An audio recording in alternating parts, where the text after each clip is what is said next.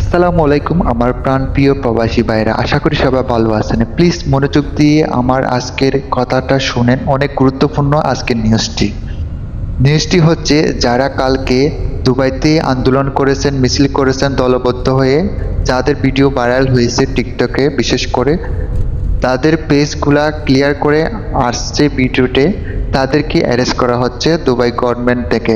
Dubai সরকার order করেছে এবং কি আমার সেম বিল্ডিং থেকে 3 জনকে অ্যারেস্ট করানো হয়েছে।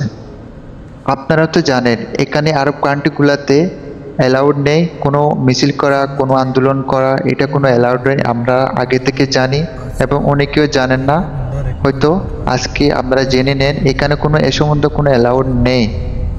বিশেষ করে কোনো আরবি কান্ট্রিগুলোতে অ্যালাউড নেই, যেমন সৌদি, কাতার, ওমান, দুবাই, বিশেষ করে এগুলাতে কোনো অ্যালাউড নেই কোনো আন্দোলন করা, মিছিল করা।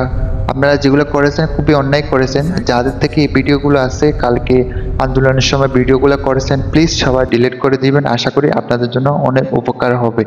আমি জানি দেশের জন্য প্রতিবাদ করতেছেন, প্রতিবাদ করেন, কিন্তু এভাবে বিশৃঙ্খলা না করে আমরা সুন্দরভাবে সমাধান করে আমরা প্রতিবাদ করতে পারি এবং টিকটক, ফেসবুক বিভিন্ন সিস্টেমে আমরা প্রতিবাদ করতে পারি।